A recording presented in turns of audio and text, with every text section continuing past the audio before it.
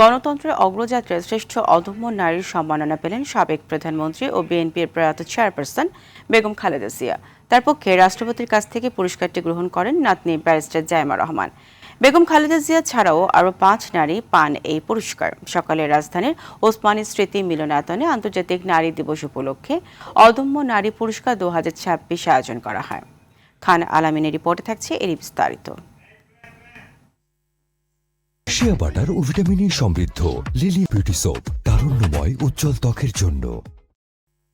আজকের পদক্ষেপ আগামীর ন্যায় বিচার, সুরক্ষিত হোক নারী ও কন্যার অধিকার স্লোগানকে ধারণ করে রাজধানীর ওসমানী স্মৃতি মিলনায়তনে আন্তর্জাতিক নারী দিবস ২০২৬ উদযাপন ও শ্রেষ্ঠ অদম্য নারী সম্মাননা প্রদান অনুষ্ঠানে এই আয়োজন মহিলা ও শিশু বিষয়ক মন্ত্রণালয়ের। সফল মা, শিক্ষা, চাকরি, অর্থনৈতিক ক্ষেত্র, সমাজ উন্নয়ন সহ বিভিন্ন খাতে ভূমিকা রাখা ৬ সফল নারীকে সম্মাননা দেন রাষ্ট্রপতি মোহাম্মদ শাহাবুদ্দিন। গণতন্ত্রের অগ্রযাত্রায় অসামান্য অবদানের জন্য শ্রেষ্ঠ অদম্য নারী সম্মাননায় ভূষিত হন সাবেক প্রধানমন্ত্রী প্রয়াত বেগম খালেদা জিয়া। রাষ্ট্রপতির হাত থেকে পুরস্কার গ্রহণ করেন তার নাতনি ব্যারিস্টার জাইমা রহমান। এছাড়া অর্থনৈতিক ক্ষেত্রে সাফল্য অর্জনকারী নারী নুরুন্নাহার আক্তার, শিক্ষা ও চাকরি ক্ষেত্রে মোসাম্মদ ববিতা খাতুন, সফল জননী নূরবানো কবির, নির্যাতনের দুঃস্বপ্ন মুছে ফেলে জীবন সংগ্রামে জয়ী নারী মোসাম্মদ সমলা বেগম এবং সমাজ উন্নয়নে অসামান্য অবদান রাখা নারী মোসাম্মদ আফরোজা ইয়াসমিন সম্মাননা পান।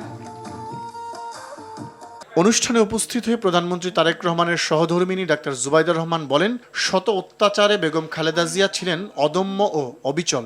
সমতা, মর্যাদা ও ন্যায়ভিত্তিক সমাজ গড়তে নারীদের অগ্রাধিকার দেওয়ার আহ্বান জানিয়ে তিনি বলেন, নারীরা এগিয়ে গেলে জাতীয় এগিয়ে যায়।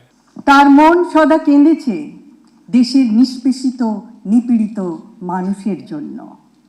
তার বজ্রকণ্ঠ সদা সোচ্চার হয়েছে স্বৈরশাসনের শোষণের বিরুদ্ধে। তিনি মা, তিনি যোদ্ধা, তিনি ন্যায় বিচারক, তিনি আমাদের চলার পথের পাথেয়, গণতন্ত্রের পথপ্রদর্শক। সরকার সমাজে সম্পৃক্ততা বাড়ানোর পাশাপাশি নারী নেতৃত্ব সুদৃঢ় করতে কাজ করছে বলে জানান মহিলা ও শিশু বিষয়ক মন্ত্রী ডাক্তার এজেডএম জাহিদ হোসেন।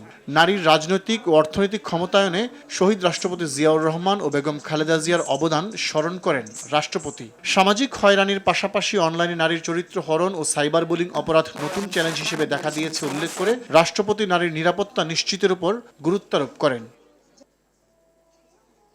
খান আলামিন, RTV, ঢাকা।